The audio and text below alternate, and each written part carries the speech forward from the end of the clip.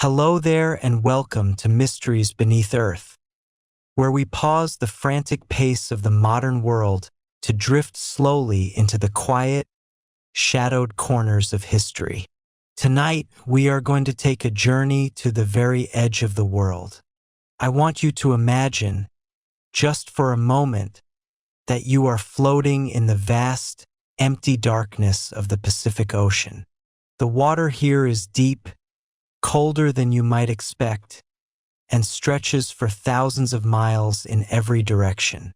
If you were to look down from space, this part of our planet would look like a seamless, unbroken blue marble, a desert of water where land is a myth told by exhausted birds.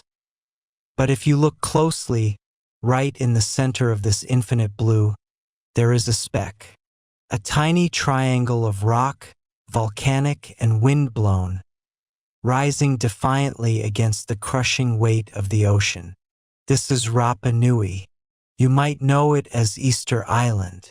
But tonight, let's set aside the name given to it by Dutch explorers on a Sunday afternoon in 1722. Let's go back to what the islanders themselves sometimes called it, Te Pito o Te Henua. The navel of the world. It is a name that implies something central, something vital. A navel is a point of origin, a connection to a mother, a scar left behind by birth. And as we stand on the grassy, treeless slopes of this island tonight, listening to the relentless wind that never seems to stop, we have to ask ourselves a question that feels both impossible and inevitable. What if this tiny speck of land isn't just the last place humans reached? What if it is, in some strange, forgotten way, a memory of the first? Tonight, we are exploring a hypothesis that rests on the razor's edge between archaeology and imagination. We are looking at the Moai, those silent, brooding giants of stone that line the coasts of Rapa Nui, and asking if they are merely the product of a lost Polynesian tribe, or if they are the final echoes of a civilization that understood the world in a way we have forgotten. Look at them. Close your eyes and picture them. You've seen the photographs, the elongated faces, the heavy, brooding brows, the thin, pursed lips that seem to be holding back a secret they have kept for 1,000 years. They do not look like us. They do not look like specific portraits of men or women. They look like archetypes. They look like sorrow frozen in stone. They stand with their backs to the ocean, staring inward across the land, watching the villages that are no longer there, watching a history that has been eroded by the wind. The standard story, the one written in the textbooks, is fascinating enough. It tells of a group of Polynesian voyagers who arrived here around 1200 AD, a people of incredible navigational skill who found this needle in the haystack of the Pacific. It tells of how they flourished, how they carved these statues to honor their ancestors, and how, eventually, their society collapsed under the weight of its own ambition and environmental strain. That is the story of the Ecocide, a cautionary tale of human folly. But there are cracks in that story. There are whispers in the soil and anomalies in the stone that suggest something more complex. When we look at the sheer scale of the engineering required to move these statues, some weighing over 80 tons, across miles of rugged terrain, we are forced to confront the limits of what we think primitive societies could do. When we look at the strange, undeciphered script they left behind, the Rongorongo tablets, which resemble almost nothing else in the Pacific but bear a haunting similarity to scripts from the Indus Valley on the other side of the world, we have to pause. And when we learn that beneath those famous heads, buried under centuries of shifting soil, are full bodies with hands clasping their navels, a gesture found in ancient megalithic sites in Turkey, in Bolivia, in places separated by oceans, and, millennia, the question becomes louder. Is it possible that Rapa Nui is not just an isolated anomaly? Is it possible that the people here were preserving a legacy that goes back much further than we dare to think? I'm not suggesting aliens or magic. I'm suggesting something perhaps even more profound: human resilience and the transmission of knowledge across deep time. What if the first civilization wasn't a city of glass and steel, but a state of being, a way of relating to the stone and the stars, and Rapa Nui was its final, desperate stronghold? As we settle in tonight, let the quiet of your room merge with the silence of that island. Imagine the sound of the waves crashing against the black basalt cliffs. Waves that have traveled uninterrupted from Antarctica to smash against the shore. There is no other land for 1,200 miles. To be here is to be alone in a way that is terrifying to the modern mind. In that isolation, the people of Rapa Nui did something extraordinary. They didn't just survive, they built. They turned their island into a factory of gods. They committed their entire existence to the creation of these stone watchers. Why? What possessed them to ignore the sea that fed them and turn their attention to the rock? Maybe they knew that the rock was the only thing that would last. Maybe they understood, as they watched the stars well overhead in the pristine black sky, that they were drifting on a raft of stone in a universe that forgets everything eventually. And so they carved. They carved to remember. They carved to anchor themselves to the earth. Tonight we will walk among them. We will touch the rough volcanic tuff of the statues. We will descend into the craters where they were born. We will trace the path of the stars they followed. And we will try to hear the message they left behind, a message that might just be a warning or a prayer from the first version of us to the last. So take a slow breath. Let the noise of the day fade away like the tide going out. We are going to the navel of the world. We are going to look into the stone eyes of the past. And we are going to ask, what have they seen that we have forgotten? To understand the mystery of the statues, we must first understand the stage upon which they stand. We cannot separate the art from the canvas, and in the case of Rapa Nui, the canvas is violent, raw, and born of fire. This island is not a fragment of a sunken continent, though legends have often wished it to be. It is a volcanic triumph. It is the tip of a massive mountain range that rises from the abyssal depths of the Pacific floor, piercing the surface to breathe the air. Geologically, Rapa Nui is young. In the deep time of the earth, where continents drift like slow rafts and mountain ranges rise and fall like the chest of a sleeping giant, this island is a mere newborn.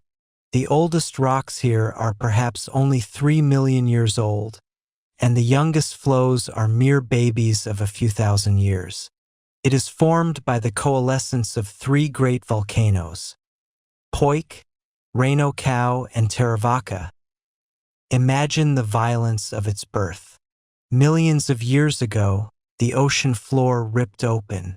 Magma, pressurized and screaming with heat from the mantle, shot upward through miles of cold, crushing water.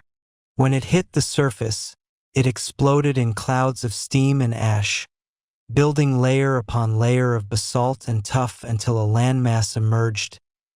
Poik was the first to rise in the east, a lonely sentinel in the empty ocean. Then came Rano Raraku in the southwest, creating a second island. Finally, the massive Taravaka rose in the center, its lava flows spilling out to connect the other 2, stitching them together into the triangular shape we see today. This geological history is not just a backstory. It is the very reason the Moai exist.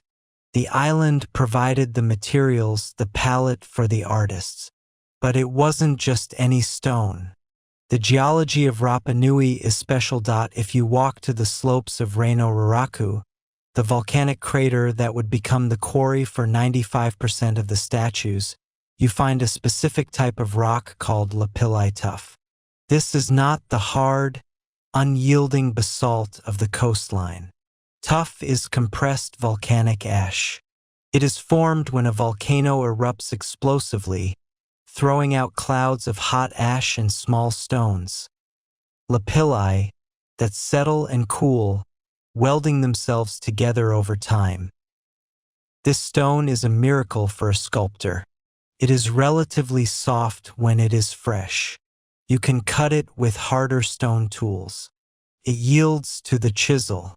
It allows for detail, the curve of a nostril, the slope of a brow. But as it is exposed to the air and the elements, it hardens. It forms a protective skin, a patina that resists the wind and the rain. It is as if the island itself conspired to be carved. It provided a material that was soft enough to work but hard enough to last forever. But there is another stone here, too. Scoria. This is the red stone found at Punapau, another crater. It is porous, light, and blood red. This was the stone chosen for the pukeo, the topknots or hats that sit atop some of the moai. Why red? In Polynesian culture, red is a sacred color, associated with mana, spiritual power, and high status. The island offered this color in the very earth itself. And then there is basalt, the hardest rock on the island, the tool rock. The sculptors needed something harder than the tuff to carve the tuff. And the island provided that too, in the form of dense, black lava flows. So, before a single human foot stepped onto the black sands of Anakina Beach, the stage was already set. The materials were waiting. The volcano Rano Raraku was waiting, holding within its belly the potential for 1,000 giants. The crater of Rano Kau was waiting, collecting rainwater in its caldera to sustain the life that would come.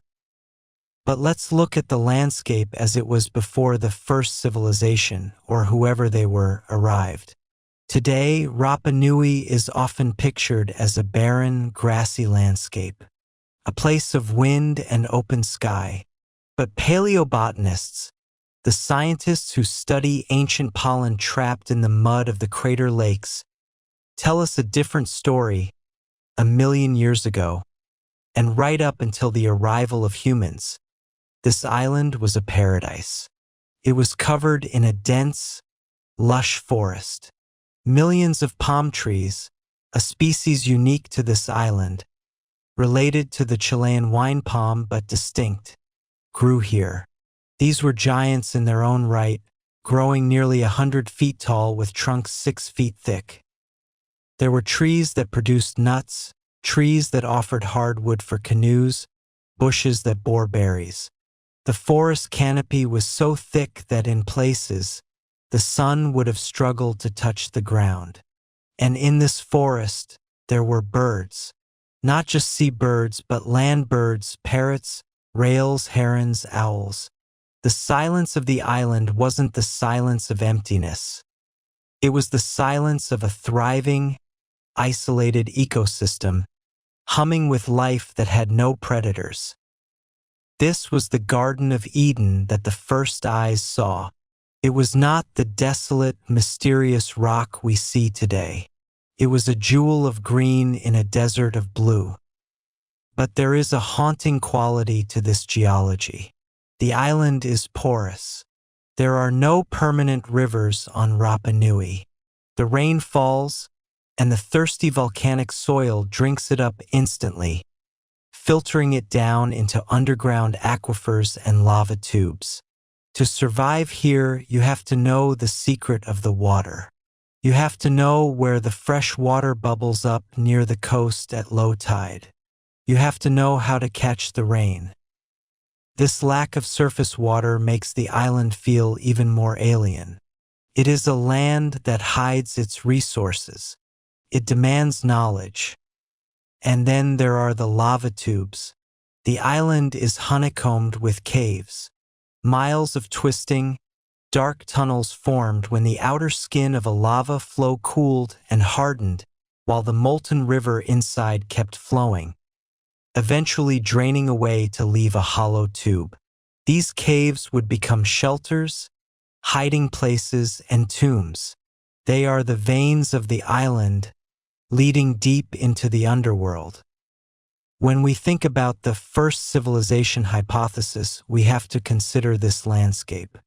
Did the isolation force a unique kind of evolution, not of biology but of thought? Imagine being born on this island.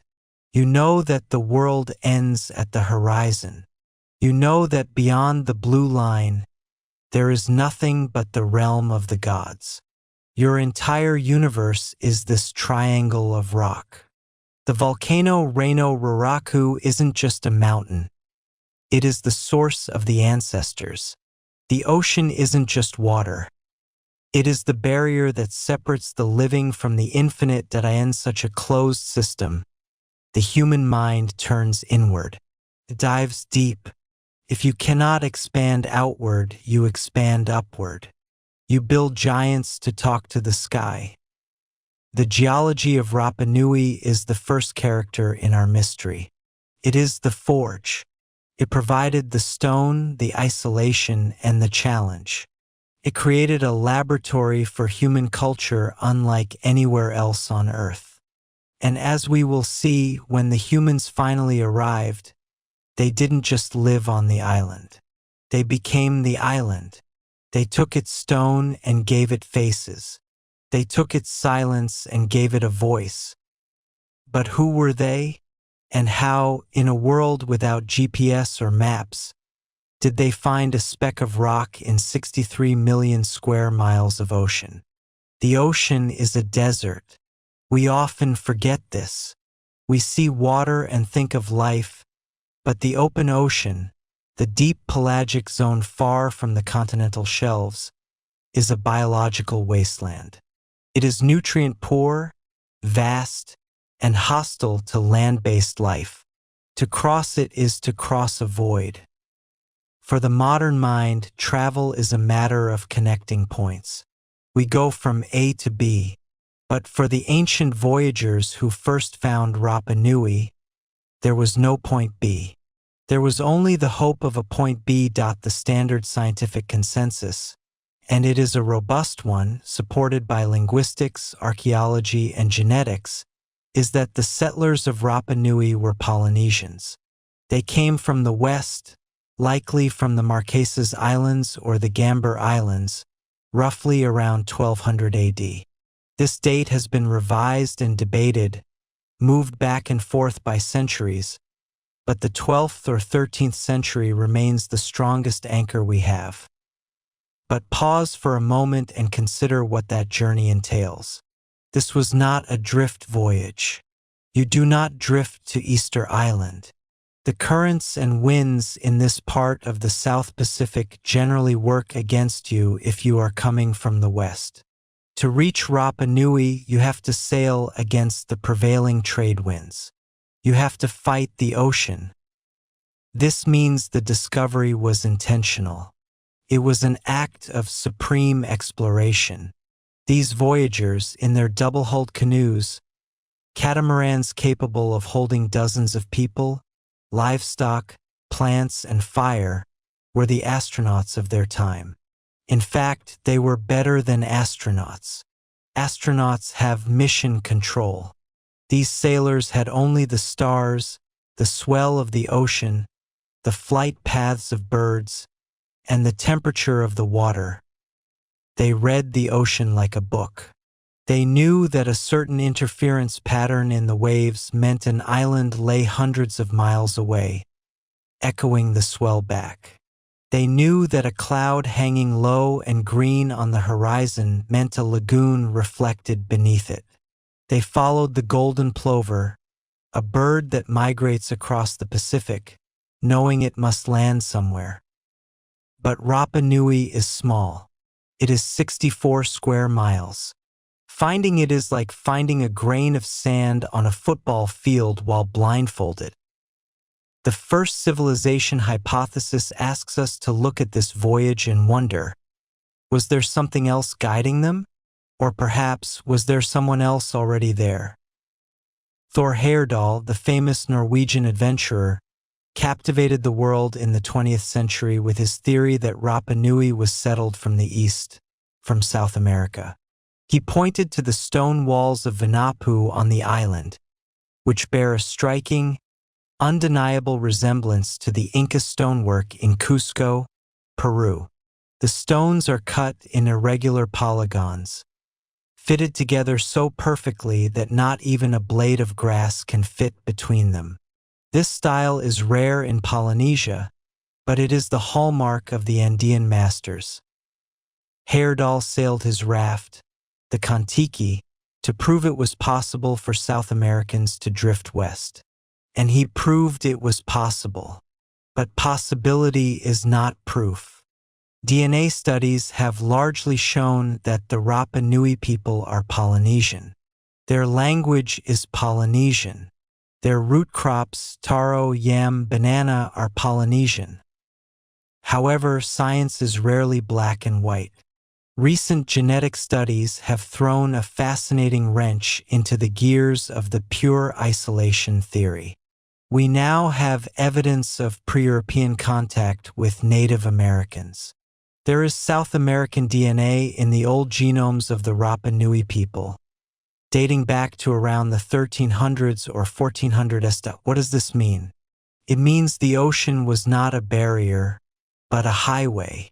It means that either the Polynesians sailed all the way to South America, picked up sweet potatoes, which are definitely South American, and perhaps some people, and sailed back to Rapa Nui, or that South Americans voyaged west.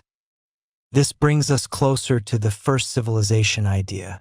If these ancient people could navigate the largest ocean on Earth with such precision, what else did they know? The ability to navigate thousands of miles of open water requires a knowledge of astronomy that rivals that of the Babylonians or the Greeks.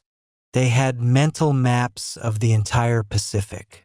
They had a civilization of the mind that was portable, durable, and incredibly sophisticated. Imagine the moment of arrival. The canoe has been at sea for weeks, maybe months. The fresh water is running low. The tension on the boat is palpable.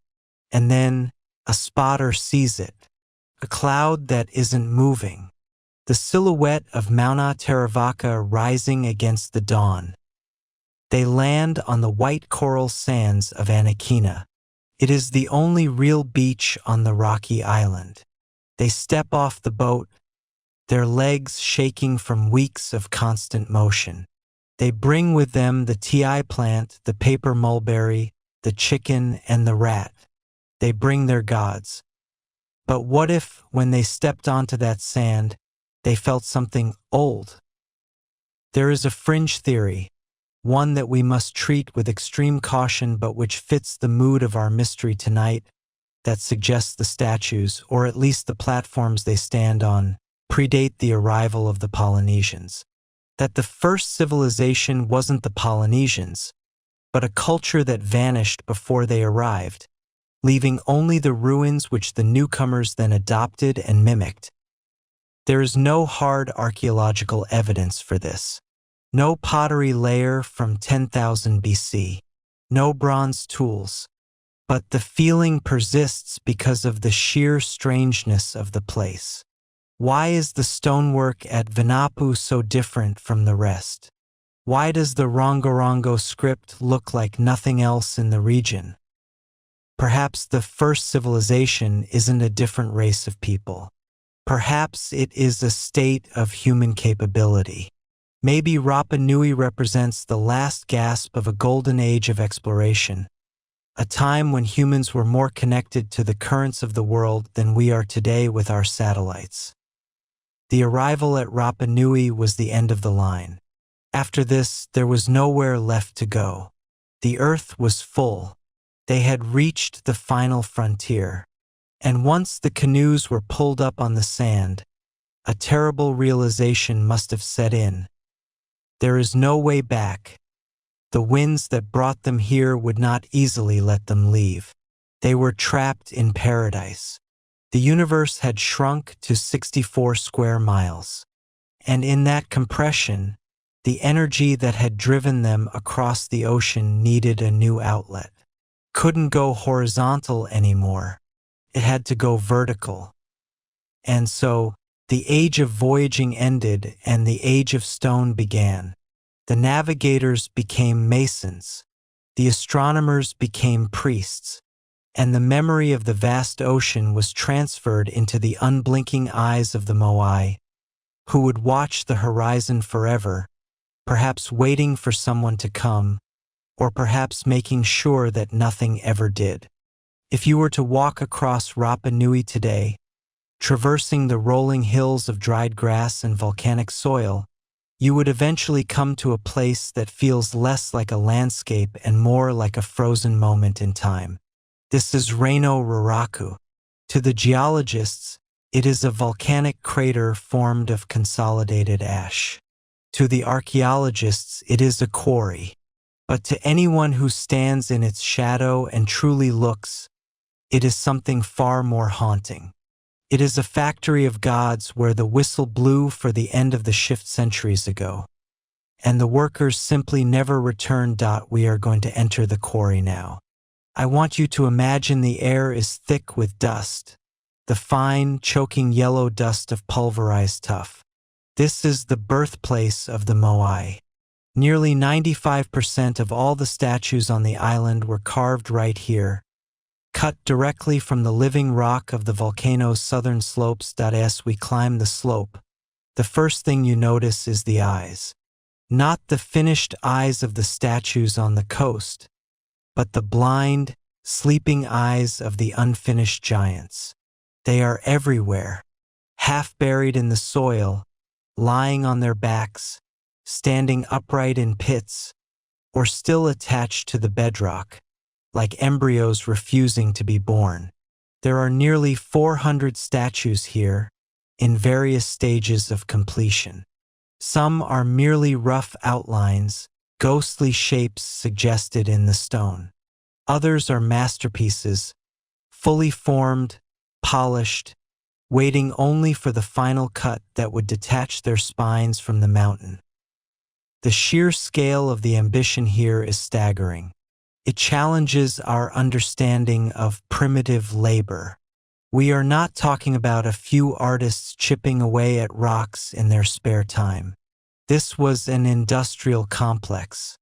This was a civilization that had dedicated its entire surplus of energy, food, and thought to the production of these monoliths.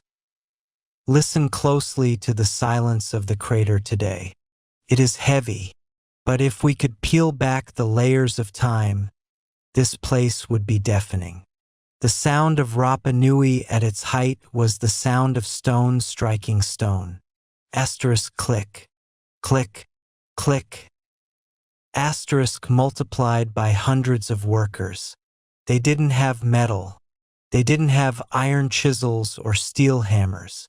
They had toki, handheld stone adzes made of harder basalt. Experimental archaeologists have tried to replicate this. To carve a statue using only stone tools requires a rhythm, a patience that modern humans struggle to comprehend. You have to strike the tuff at the perfect angle to flake it off without shattering the tool. It is a slow, rhythmic destruction of the rock. It takes a team of sculptors perhaps a year to carve a medium-sized moai.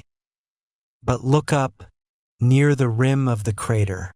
There lies El Gigante. He is the largest statue ever attempted. He is still attached to the bedrock, lying on his back. He is nearly 72 feet long. That is as tall as a 7-story building. If finished, he would have weighed nearly 200 tons. Why?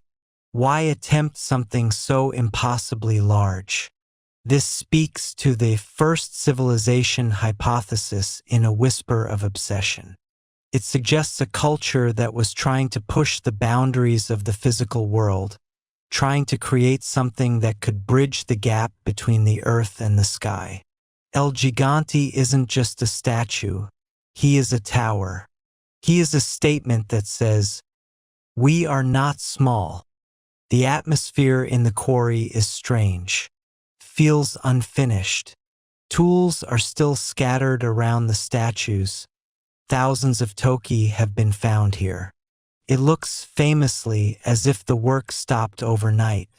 Why? Did a war break out? Did the food run out? Or did the belief system that demanded these idols suddenly shatter? There is also a peculiar statue here that doesn't fit. Down on the lower slopes you find the tukuturi. Unlike the standard Moai, which are stylized busts with elongated features, the tukuturi is a full-body figure. It has legs. It is kneeling, its hands resting on its thighs. It looks human. It has a rounded head, a beard, and eyes that look like they are watching something different. Some say this is an older style, a remnant of the earliest days. Others say it is a later experiment.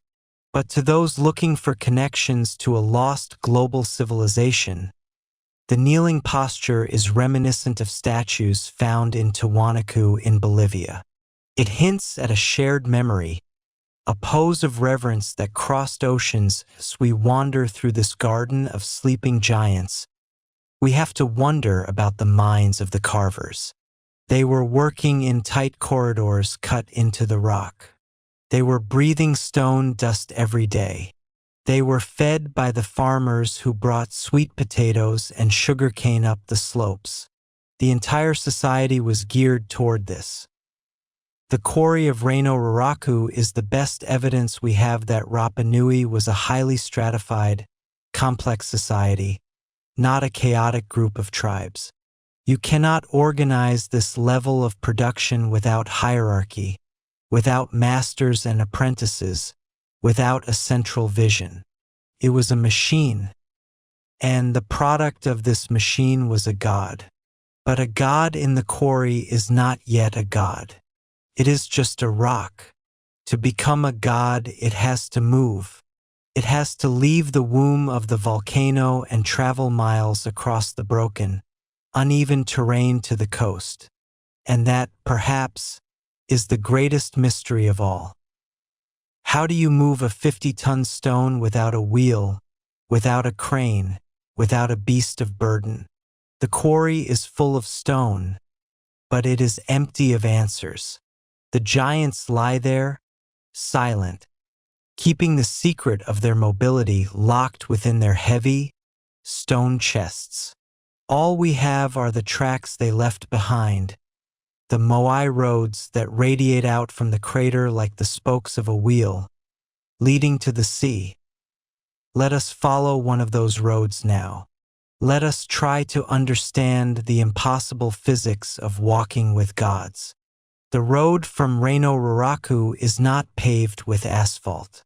It is a concave depression in the earth, worn smooth by the passage of immense weight. As we step onto this ancient highway, we are stepping into one of the most heated debates in archaeology. How did they do it? For decades, the standard answer was rollers. We've all seen the illustrations in old textbooks.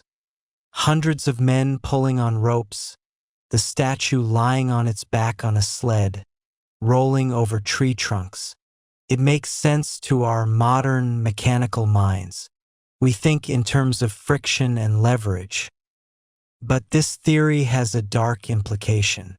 It requires wood, lots of wood. It supports the Ecocide narrative that the islanders cut down every last palm tree to move their statues, destroying their environment in a fit of vanity. However, the Rapa Nui elders, the keepers of the oral tradition, never said the statues were rolled. When asked by early explorers how the statues moved, they gave a simple, baffling answer: Asterisk, te Moai kaniknik. Asterisk, the statues walked.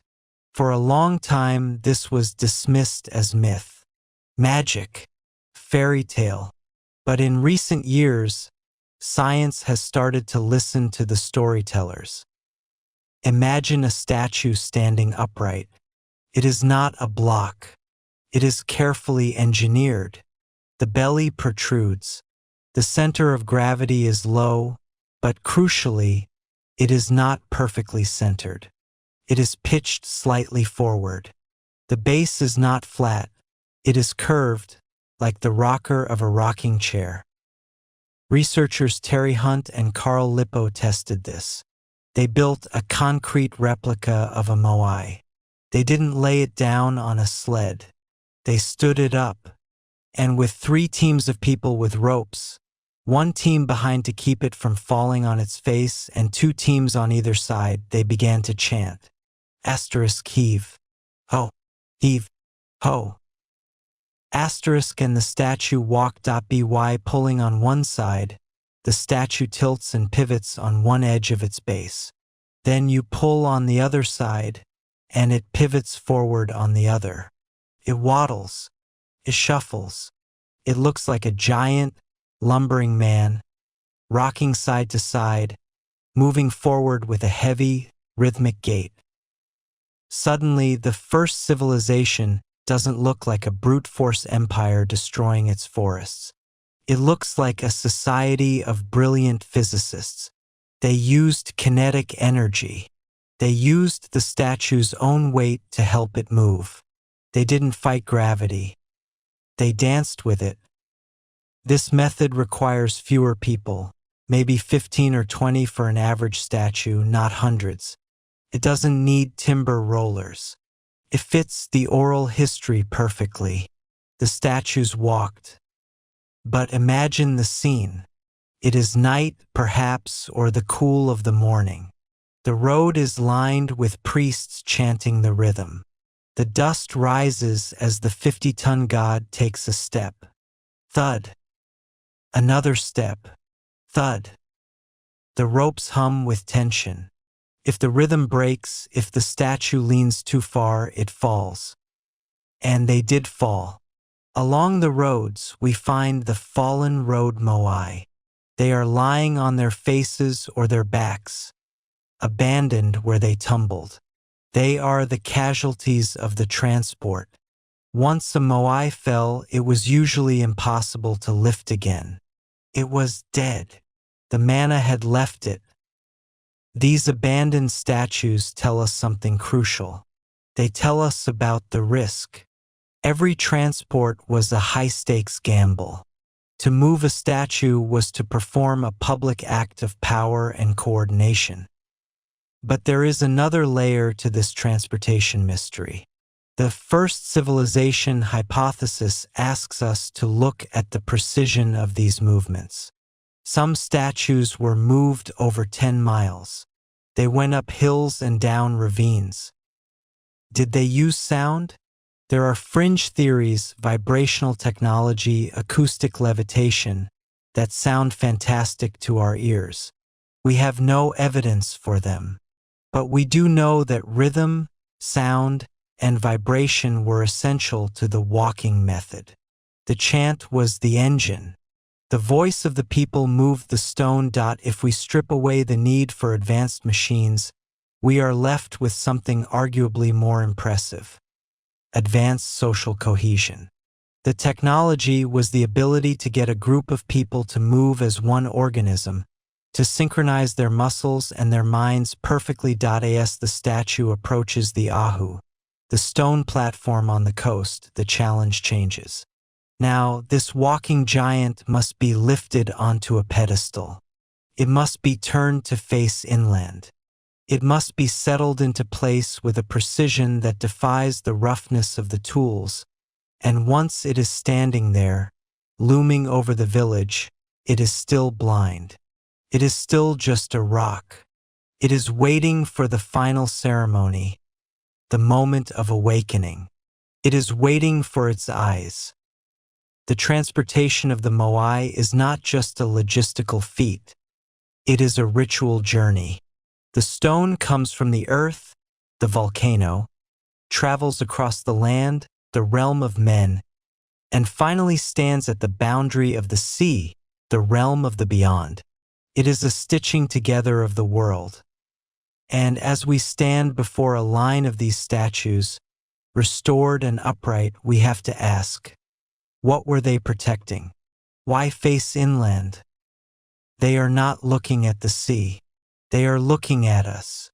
They are watching the descendants. They are projecting their mana, their power onto the living. They are the batteries of the civilization, charged with ancestral energy radiating protection. But to fully activate that battery, they needed one last thing. They needed to see. For centuries, the world thought the Moai were blind. The empty eye sockets cast deep shadows, giving them that brooding, skeletal expression we know so well. But in 1978, an archaeologist named Sergio Rapu made a discovery that changed the face of the island. Literally. Buried in the white sand of Anakina Beach, he found a fragment of white coral. It was shaped like an almond, and fitting perfectly into the center of it was a disk of red scoria. It was an eye. Suddenly, the statues weren't just stone monuments. They were vessels. The islanders believed that the statue was not alive until the eyes were inserted.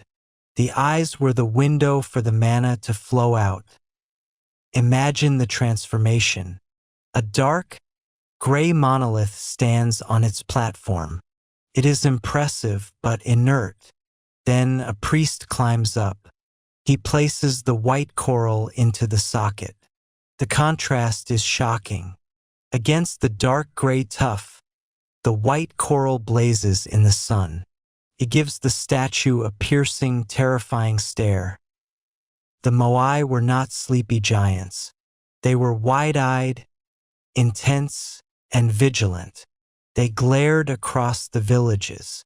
To look into the eyes of a Moai was to look into the eyes of your ancestor, but an ancestor charged with the power of a god.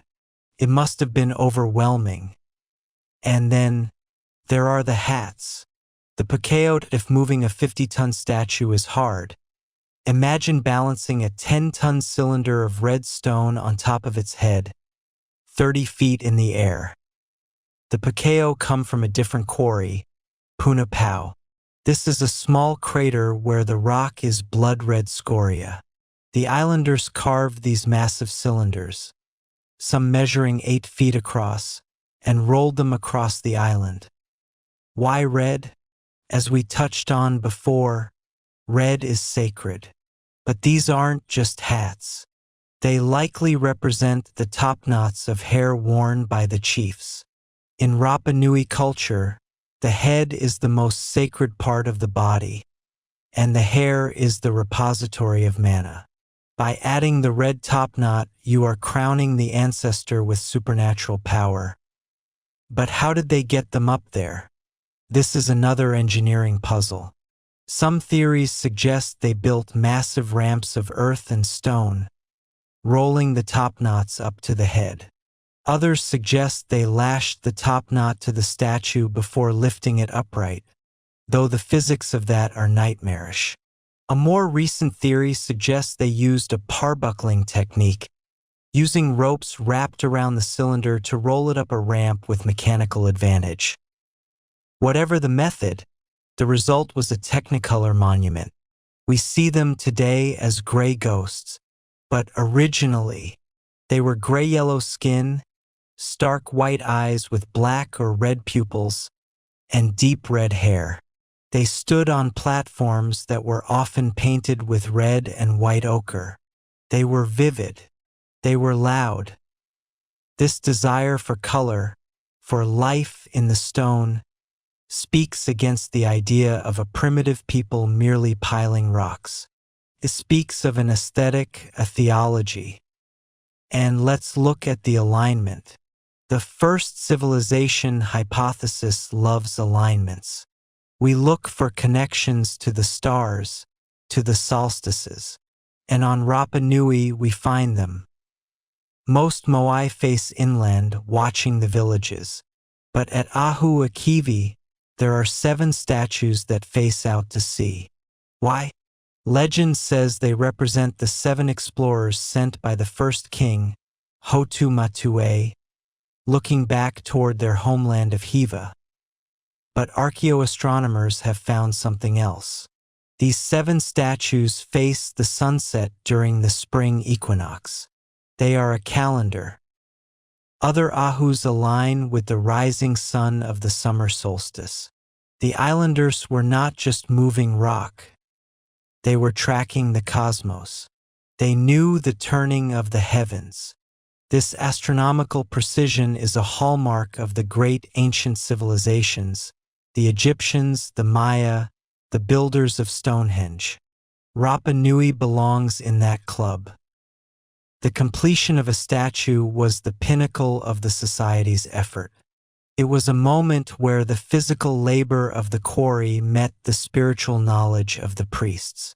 It was the moment the first civilization felt secure, watched over by eyes that would never close. But there is another mystery, one that is perhaps more fragile than the stone but potentially more explosive in what it reveals. The statues are silent, but the wood speaks, or at least it tries to. We must talk about the Rongorongo. If finding a megalithic statue on a lonely island is surprising, finding a written language is revolutionary. In the entire history of humanity, the independent invention of writing, creating a system of symbols to record speech without learning it from someone else, has happened only a handful of times. Sumer, China, Mesoamerica, maybe Egypt, and perhaps Rapa Nui. When the missionaries arrived in the 19th century, they found small wooden tablets in the hands of the islanders. They were covered in rows of tiny, intricate glyphs. Men, birds, fish, plants, geometric shapes. They were beautiful, carved with shark teeth or obsidian flakes into driftwood or toromoro wood. This is Rongorongo, and to this day, it remains one of the few undeciphered scripts in the world. The tragedy of Rongorongo is a tragedy of timing. By the time outsiders realized what these tablets were, the people who could read them were gone. Disease and slave raids had wiped out the Maori, the learned class, the masters of knowledge. The few survivors remembered that the tablets were sacred, but they had lost the key to the code. Today, only about 24 authentic tablets remain in museums around the world. The rest were burned, either by missionaries who saw them as devil worship or by the islanders themselves for fuel in desperate times. But look at the script. It is written in Boustrophedon. That means as the ox plows. You read the first line from left to right. Then you turn the tablet upside down 180 degrees and read the next line from left to right again. You have to rotate the object in your hands to read it. It is tactile. It is interactive. The first civilization hypothesis lights up when we look at Rongorongo. Why? Because of a strange, controversial coincidence in the 1930s, a Hungarian scholar named Guillaume de Hevesy noticed that the symbols of Rongorongo looked startlingly similar to the symbols of the Indus Valley script, the writing of the ancient civilization in modern-day Pakistan and India, dating back to 2500 BC. The resemblance in some characters is uncanny. Anthropomorphs, birds, jars. Historians and linguists generally dismiss this as coincidence. The Indus Valley is on the other side of the planet. There is a 3,000-year gap. It is impossible. But is it? The first civilization theory asks, What if these symbols are not a direct contact, but a shared inheritance? What if there was an ancestral library of symbols, a proto-writing of the ancient world that survived in pockets? The Indus Valley kept it, and somehow across the ocean Rapa Nui kept a fragment of it. A more conservative but still amazing theory is that the islanders invented the script after seeing Spanish writing in 1770, when the Spanish had them sign a treaty. They saw the marks on paper, realized that marks could carry power, and went home and invented their own system. If this is true, it is a stroke of genius. To invent a writing system from scratch in a few years is a feat of intellectual brilliance. But radiocarbon dating on one of the tablets recently yielded a date that might predate the Spanish arrival. If that is confirmed, then Rapa Nui stands as one of the few places on Earth where humans invented writing in total isolation. What do the tablets say? We think they are chants, lists of lineages, hymns to the gods, perhaps instructions for the rituals of the Moai. Imagine the library that was lost. Imagine a wooden tablet that explains exactly how the statues were moved. Imagine a tablet that tells the story of the arrival, the name of the navigator, the reason they left their homeland. It is likely all there, etched into the wood, staring at us from behind the glass of a museum case. But we are illiterate. We are like children looking at a book we cannot read. The existence of Rongorongo elevates the people of Rapa Nui from Stone Age builders to literate intellectuals. It adds a layer of sophistication that makes their eventual collapse even more heartbreaking. They had art, they had engineering, they had astronomy, and they had literature. They were a complete civilization, a universe unto themselves, floating in the void. But a civilization needs a foundation. It needs an ecosystem. And as the statues grew taller, and the priests carved their tablets, the forest that held the island together was quietly disappearing. The shadow of collapse was creeping across the grass. We have to ask, did they know? Did the scribes write down warnings on the wood? Asterisk, the trees are fewer this year. The soil is dry. Asterisk, or were they too busy looking at the stars to notice the earth dying beneath their feet? In the next part of our journey, we must confront the darkness, the theory of ecocide, the fall. But as we will see, even the story of the collapse is a mystery that is being rewritten. For a long time, the story of Rapa Nui was told as a tragedy. It was the ultimate parable for the modern age, a grim warning labeled Ecocide. The narrative, popularized by researchers like Jared Diamond, went something like this. The islanders, obsessed with their stone gods, cut down every last tree to transport them. In their vanity, they destroyed the very ecosystem that kept them alive. The soil eroded, the canoes could no longer be built, the deep-sea fishing stopped, and the people descended into war, starvation, and cannibalism. They trapped themselves on a barren rock of their own making. It is a powerful story. It satisfies a certain cynical view of human nature, that we are inevitably self-destructive. But tonight, in the quiet of this investigation, we must ask, is it true, or is it a misunderstanding of a much more complex struggle? The first civilization hypothesis doesn't view these people as foolish destroyers.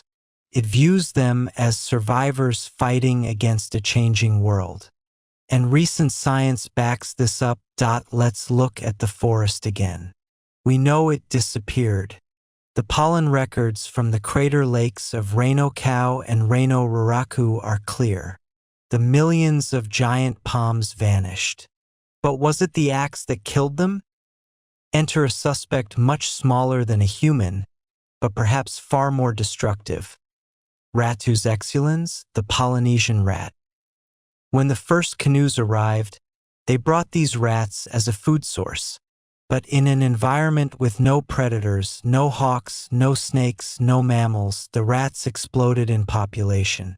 Some estimates suggest there could have been millions of them on the island within a few decades. Archaeologists examining the nuts of the ancient palm trees found something telling. Almost every single preserved nut shell had rat teeth marks on it. The rats were eating the seeds before they could germinate. The humans might have cut down the trees for gardens and rollers, yes, but the rats prevented the forest from growing back. It was a slow-motion plague. The old trees died of age or were harvested, and there were no children trees to replace them. This wasn't suicide. It was an ecological cascade, an invasive species tragedy that the islanders couldn't possibly have foreseen. But what happened when the trees were gone? The Ecocide theory says the civilization collapsed into chaos. It paints a picture of toppled statues and desperate warriors. And it is true that in the later years, many Moai were toppled. We find them lying face down, their necks broken. However, the timing is everything. Did they topple them because they were starving and angry at the gods? Or did the society simply change? New evidence suggests that the population of Rapa Nui didn't crash before the Europeans arrived. It remained stable. They didn't starve. When the trees disappeared, they didn't just sit down and die. They innovated. They changed their diet. They stopped fishing for tuna in the deep sea because they had no canoes, and they started farming more intensively. They ate more chicken.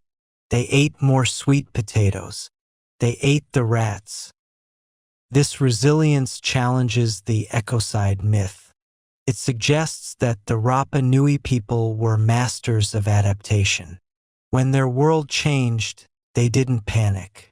They re-engineered their entire way of life. But there is a shadow here that we cannot ignore. The first civilization hypothesis often looks for the great filter, the barrier that stops a civilization from advancing. On Rapa Nui, the filter was isolation. Imagine the psychological toll. You are the descendants of the greatest voyagers on Earth, but you can no longer sail. The wood is gone. The ocean, once a highway, is now a prison wall. You are stuck. In this confinement, the culture turned inward even more aggressively. The Matatoa, the warrior class, began to rise in power. The obsidian spear points, known as Matae, start appearing in the archaeological record in huge numbers. These are rough, crude weapons, but deadly. Some say this proves a civil war. Others say these were just tools for farming or ritual. But the toppling of the Moai suggests a rejection of the old order. Imagine a night where the villagers of one clan sneak into the territory of another. They don't kill the people. They kill the god. They push the Moai forward. It hits the ground. The neck snaps. The coral eyes shatter. The mana is broken. This wasn't just vandalism. It was a theological revolution. It was a statement that the ancestors had failed to bring back the rain, had failed to bring back the trees. The shadow of Ecocide might not be a story of stupidity, but a story of a spiritual crisis. The first civilization on this island reached a point where their technology, the statues, could no longer solve their problems, the ecology. This is a chilling parallel to our own time.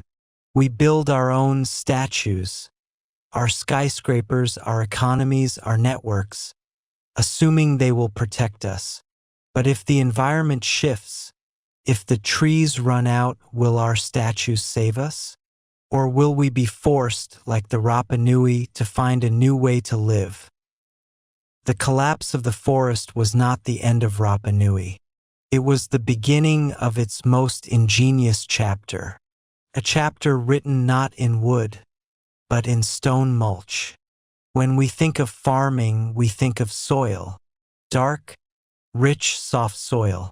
We think of plows and furrows. But on Rapa Nui, after the forest fell, the soil was in danger. Without the tree roots to hold it and the canopy to shield it, the fierce Pacific wind began to strip the topsoil away. The sun baked the moisture out of the ground. The island was becoming a dust bowl. If these were the stupid savages of the collapse theory, they would have starved. But they were not. They were geoengineers. They looked at their island, covered in volcanic rock, and they did something counterintuitive. They didn't clear the rocks from their fields. They covered their fields with rocks. This is called lithic mulching. It is a technique found in a few arid places on Earth, the Canary Islands, the Negev Desert, but nowhere was it used on the scale of Rapa Nui. The farmers broke up the lava flows into millions of chunks of rock. They spread these rocks over the soil. Why? Because the rocks act as a shield. They break the wind, stopping the erosion. They shade the soil, preventing the sun from evaporating the moisture. And because volcanic rock is porous, it acts like a sponge. It absorbs the dew at night and releases it slowly into the soil during the day. They turned their island into a rock garden.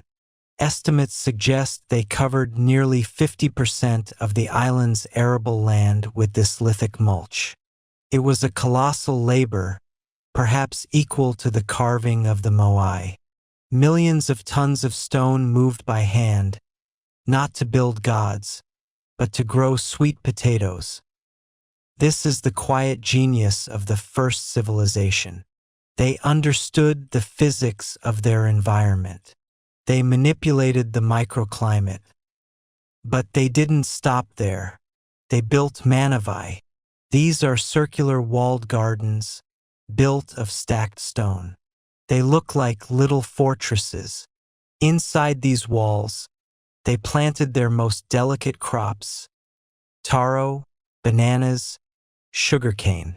The walls protected the plants from the salt spray and the wind, creating a tiny, humid greenhouse effect inside. If you walk the island today, you see these ruins everywhere. They are not as glamorous as the statues. Tourists don't take selfies with a pile of garden rocks. But these rocks are the reason the people survived. They are the monuments to resilience. This agricultural revolution supports the idea that Rapa Nui was a sophisticated society until the very end. They didn't just react. They planned. They managed their resources with an intensity that rivals modern industrial farming. And there is another layer to this. The soil of Rapa Nui is naturally poor in nutrients. It lacks phosphorus. But recent analysis of the rock mulch shows that the specific rocks they chose were rich in minerals. As the rocks weathered, they released nutrients into the soil. They were essentially using slow-release fertilizer. Did they know this chemistry? Or was it trial and error over centuries? The first civilization hypothesis suggests that ancient peoples had a deep, intuitive understanding of geology that we have lost. We see stones as inert matter. They saw stones as tools, as batteries, as fertilizer. This period of Rapa Nui's history, the post-forest era, was not a dark age. It was an age of intense adaptation. The population may have even grown during this time. They were thriving in a landscape that should have killed them. But while they were mastering the earth, something was shifting in the sky. The old gods, the Moai, were standing in the lithic mulched fields, watching the people work. But the connection was fraying. The effort to carve and move the statues had become too costly. The wood was gone. The ropes were scarce. The society needed a new focus. It needed a new way to decide who was in charge. The hereditary kings, who claimed their power from the ancestors, were losing their grip. The warriors were rising. And so, the island prepared for its most radical transformation. It would stop looking at the stone faces of the dead and start looking at the living flight of a bird. The era of the Tangata Manu, the birdman, was about to begin, and it would be a game of life and death played on the edge of a volcano. Come with me to the southwest tip of the island. The land rises sharply here, forming the steep, jagged slopes of the Rano Raraku volcano. On one side, the crater drops away into a vast, swampy caldera lake, a cauldron of green reeds and black water. On the other side, a sheer vertical cliff plunges 1,000 feet down into the churning, dark blue ocean. Perched on this razor's edge, between the crater and the cliff, is the stone village of Rongorongo. This is the most dramatic setting for a village anywhere on Earth. The houses here are not like the boat-shaped houses of the lowlands. They are low, windowless slabs of stone, built into the hillside like bunkers. They are designed to withstand the wind that screams over the crater rim. This is the stage for the birdman cult. Sometime in the 16th or 17th century, as the Moai era faded, the islanders invented a new religion. It was a complete reboot of their spiritual and political system. It was a move from a religion of stability, stone ancestors, to a religion of competition and merit, the bird. The ritual was simple and terrifying. Each year, the clans would gather at Rongorongo. They would select their champions, the hopu. The goal? To be the first to retrieve the egg of the Manutera, the sooty tern. These birds didn't nest on the main island, too many rats and people. They nested on Motu Nui, a tiny, sharp sliver of rock about a mile off the coast, separated from the cliffs by a channel of treacherous, shark-infested water. Imagine the champion. He stands at the top of the 1,000-foot cliff. He has to descend the vertical rock face, carrying a bundle of supplies. He has to swim across the channel on a reed float, fighting the currents that sweep out toward Antarctica. He has to wait on the barren rock of Motu Nui, sometimes for weeks, living in a cave, waiting for the birds to migrate. And when the first egg is laid, he has to snatch it. He has to put it in a headband, swim back through the sharks, climb the 1,000-foot cliff, and present the unbroken egg to his sponsor. The winner sponsor became the Tangata Manu, the birdman. For 1 year, he was the sacred ruler of the island. He was considered tapu, holy. He lived in seclusion. His clan held the power. This system is fascinating. It is a ritualized way to handle conflict. Instead of constant civil war over resources, they channeled their aggression into a single dangerous sporting event. It was the Hunger Games of the Pacific. But look at the carvings at Rongorongo. The rocks are covered in petroglyphs, bird-headed men, strange, crouching figures with beaks and human bodies. This imagery haunts the first civilization hypothesis. Why a birdman? In ancient Egypt, Horus is a falcon-headed man. In Sumer, the Anunnaki are often depicted with wings. In the Americas, the eagle warriors. Is the birdman of Rapa Nui a local invention, inspired by the sooty tern? Or is it a resurfacing of a much older universal archetype? The shaman's flight. the idea that the soul leaves the body and flies. The Birdmen cult represents a shift from the heavy, earthbound energy of the Moai to the light, skybound energy of the bird. It suggests a people who were trying to escape their earthly confinement. It also marks the end of the first civilization phase of the island. The Moai were toppled. The quarry was abandoned. The Rongorongo tablets were becoming fewer. The memory of the great navigators was fading into the memory of the great swimmers. Orongo is a place of intense atmosphere. You can feel the ghosts of the champions there. You can hear the wind whistling through the stone slabs. It feels like a fortress at the end of the world. But even as the Birdmen ruled, the Moai were still there. They were toppled, yes, face down in the dirt. But they were not gone. And beneath the soil, they were hiding a secret that would not be revealed until the shovels of the 20th century dug deep. We tend to call them the Easter Island heads. But that is a lie. They are not heads. They are giants buried to their chests in the sands of time. There is a picture that went viral a few years ago on the internet. It showed a Moai being excavated, and beside it a person standing in the trench. The person looked tiny. The statue went down and down and down. Beneath the famous head was a massive chest, arms, hands, and a navel. The world gasped. They have bodies. Archaeologists had known this since the expeditions of Catherine Routledge in 1914 and Thor Heyerdahl in the 1950s. But the public image of the floating head persisted. This misconception is a perfect metaphor for Rapa Nui itself. We only see the surface, while the truth is buried deep. Why are they buried? Did the islanders dig holes and place them there? No. This is the work of geology again.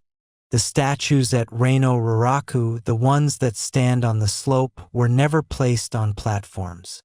They were set in pits to hold them upright while they were being finished or waiting for transport. Over centuries, soil eroded from the volcano above. Dust, dirt, and vegetation washed down and slowly, layer by layer, swallowed them. This accumulation of soil, sometimes 20 feet deep, tells us about the passage of time. It tells us that these statues stood there for centuries, abandoned, while the mountains slowly reclaimed them. But the excavation revealed more than just bodies. It revealed art on the backs of these buried statues, protected from the weathering of the wind and rain. Archaeologists found intricate petroglyphs, carvings. There are crescents representing canoes, or perhaps the moon. There are make faces, the creator god. There are belts and loincloths carved into the stone marrow. These statues were not naked. They were dressed in symbols. Some of the markings on the backs look like tattoos. Rapa Nui people were heavily tattooed. The statues were likely representations of tattooed ancestors. But one detail stands out, vibrating with the frequency of our first civilization hypothesis. The hands. The hands of the Moai are carved with long, slender fingers. They wrap around the belly, the fingertips touching or nearly touching at the navel. Te Pito. This specific posture, hands clasping the navel, is found at Göbekli Tepe in Turkey, the oldest temple in the world, 12,000 years old. It is found in the statues of the pre-Incan cultures of the Andes. It is found in Indonesia. Why this gesture? Why do the first civilizations across the globe, separated by thousands of years and miles, obsessionally carve giants holding their navels? Is it a coincidence of anatomy? Where else do you put your hands? Or is it a symbol of lineage, of the umbilical connection to the earth or the ancestors? The excavation of the bodies grounded the Moai. It took them out of the realm of mysterious heads and made them undeniably human figures. But it also made them stranger. The sheer mass of the buried bodies makes the transportation question even harder. These weren't just heavy heads. They were bottom-heavy monoliths. The center of gravity calculations had to be precise. And digging them out revealed something else, the preservation of the stone. The buried tuff is yellow, smooth, almost like skin. The exposed heads are gray and pitted. When you see the contrast, you realize that the statues we see today are decayed ruins. Originally, they would have glowed with the color of fresh volcanic ash. The excavations are a journey into the deep time of the island. As the archaeologists peel back the layers of soil, they find the charcoal of the fires of the quarry workers. They find the obsidian chips of the tools. They find the bones of the rats and the fish. They find the mundane trash of a working day 500 years ago, preserved alongside the sacred art. But the most poignant discovery in the excavation trenches is often the eyes of the workers.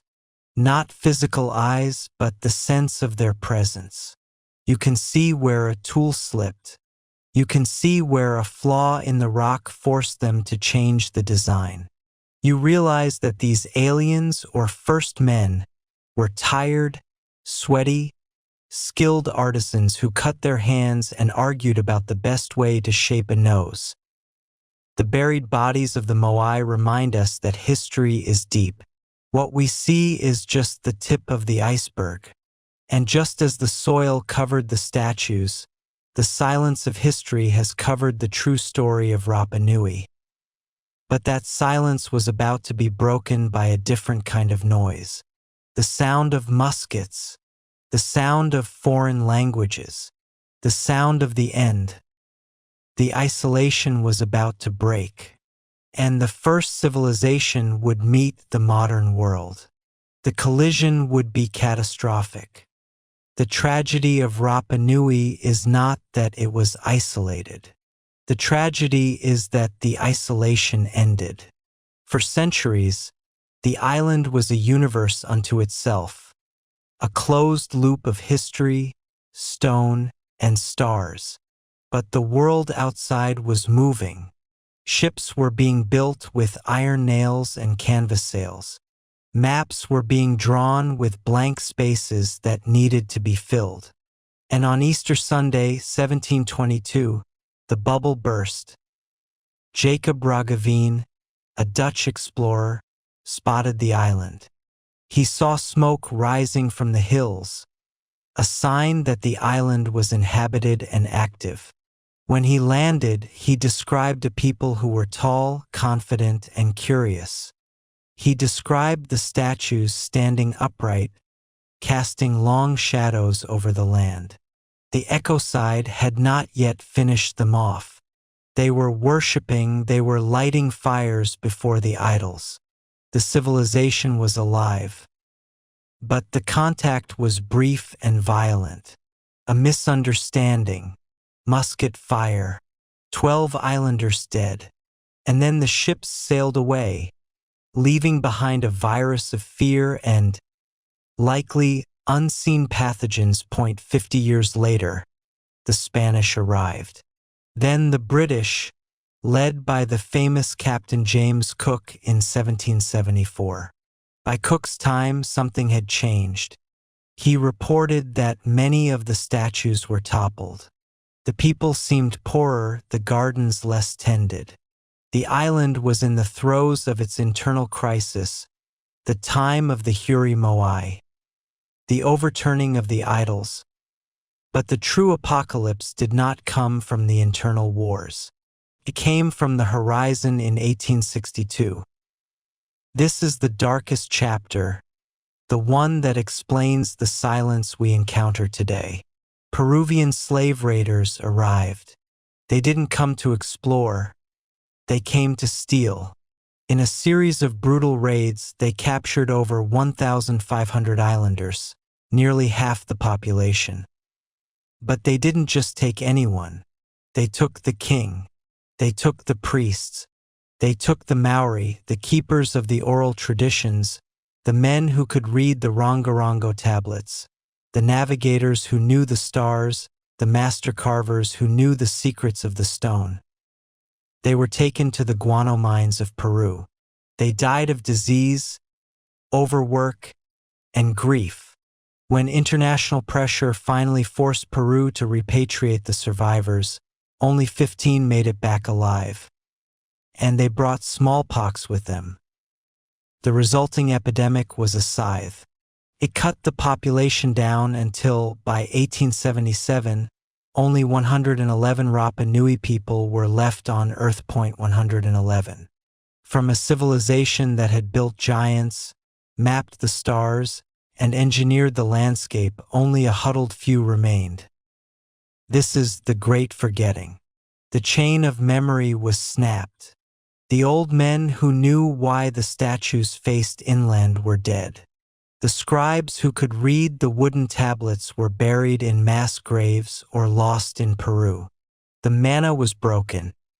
When we look at Rapa Nui today and ask, how did they move the statues? Or what does the writing say? We are asking questions that had answers only a few generations ago. We are shouting into a void created not by mystery, but by cruelty. This loss is critical to the first civilization hypothesis. It creates a gap in the record so wide that we can fill it with our imaginations.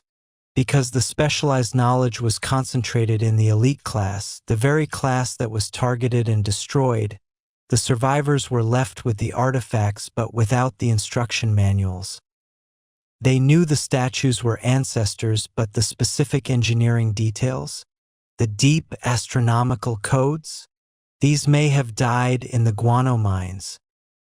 This discontinuity creates a ghost civilization. We see the ruins of a high culture, but we hear the stories of a traumatized remnant. It is easy to look at the 111 survivors and think, they couldn't have built this. And so we invent aliens or lost continents or first civilizations to explain the discrepancy. But perhaps the most haunting part of this history is how the islanders survived. Those 111 people are the ancestors of every Rapa Nui person alive today. They were resilient. They adapted again. They adopted Christianity but hid their old symbols inside it. They carved smaller figures. They kept the language alive. The first civilization was not destroyed by the environment. It was not destroyed by war. It was murdered by the modern world. The great filter was us. And yet the statues remained. The slave raiders couldn't take them. The smallpox couldn't infect them. They stood or lay in the grass, witnessing the near extinction of their creators. They became the guardians of the memory when the living memory failed. As we move to our final analysis, we must look at these silent guardians one last time. We must connect them to the rest of the world, because even in their silence, they seem to be part of a conversation that spans the globe. A conversation about the navel of the world, the hands of the ancestors, and the need to be remembered. So, let us return to our central question, the what if that has guided us through the night. What if Rapa Nui is the echo of the first civilization? We are not talking about Atlantis. We are not talking about a city of lasers and flying cars. We are talking about a mode of human existence, a psycho-civilization, that prioritized the spiritual connection to the geology and the cosmos above all else. Consider the evidence of the global style. At Göbekli Tepe in Turkey, 12,000 years ago, hunter-gatherers erected massive T-shaped limestone pillars. On these pillars, they carved arms. Long, slender arms that wrap around the side of the pillar, with fingers meeting at the front, clasping the navel area. They are stylized giants. Now look at Rapa Nui, the Moai. On their buried bodies, we see the same thing. Long, slender fingers, clasping the navel. Look at the statues of the tikis in the Marquesas, the megaliths of San Agustin in Colombia, the monoliths of Sulawesi in Indonesia. Over and over, we see this specific posture. Is it a coincidence? Perhaps. The belly is the center of gravity. It is a natural place to put hands. But to the symbolic mind, the navel *te pedo** is the center of being. It is the point of connection to the mother. If Rapa Nui is the navel of the world, and these statues are holding their navels, are they signaling a connection to the earth itself? The hypothesis suggests that there was once a shared understanding, a megalithic culture that didn't necessarily share a government or a language, but shared an idea. Stone is the vessel of the soul. This idea spread. It traveled with the navigators. It traveled across the land bridges. And it found its final, most dramatic expression on the most isolated rock in the ocean. Rapa Nui isn't the beginning of this story. It is the end. It is the last chapter of a book that began in the Ice Age. When the rest of the world moved on to metal, to empires, to industrialization, Rapa Nui stayed in the stone dream.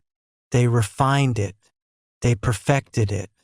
They built the ultimate version of the megalithic ancestor. And what about the contact with the Americas?